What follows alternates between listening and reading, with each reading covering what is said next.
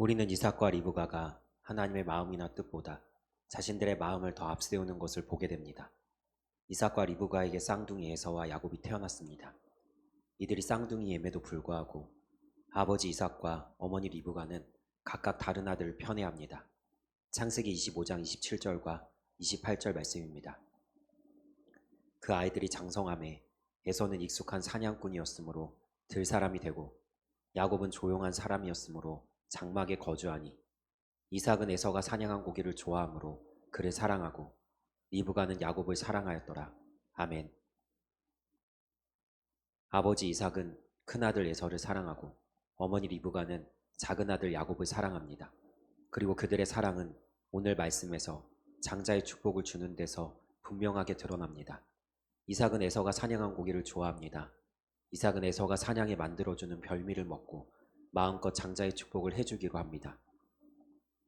언뜻 당연해 보이는 이 결정은 하나님의 뜻과는 상관없는 아버지 이삭의 일방적이고 인간적인 마음에서 나온 것입니다. 분명히 하나님께서는 큰 자가 어린 자를 섬기리라고 말씀하셨습니다. 이삭의 마음이 어떻든 하나님은 야곱에게 복을 주시기로 작정하신 것입니다.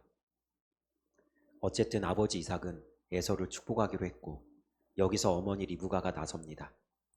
나이가 많아 눈이 어두운 이삭을 속이기 위해 둘째 야곱에게 에서의 옷을 입히고 에서인 것처럼 해서 아버지 이삭에게 들여보냅니다.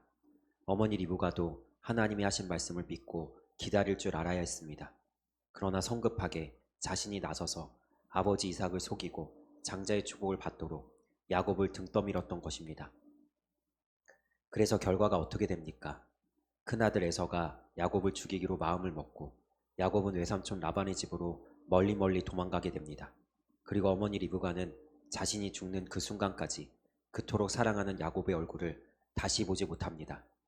이삭도 리브가도 내 생각보다 하나님의 뜻을 더 헤아려야 했습니다.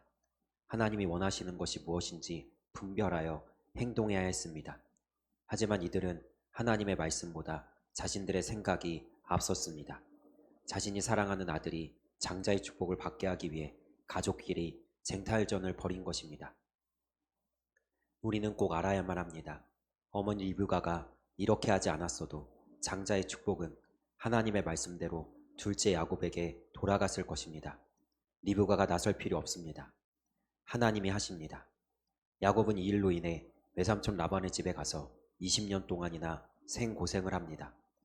물론 하나님께서는 그것도 선으로 사용하셔서 그곳에서 자신의 동족 중에서 결혼을 하게 하시고 이스라엘 12지파의 시작인 12아들을 얻게 하십니다.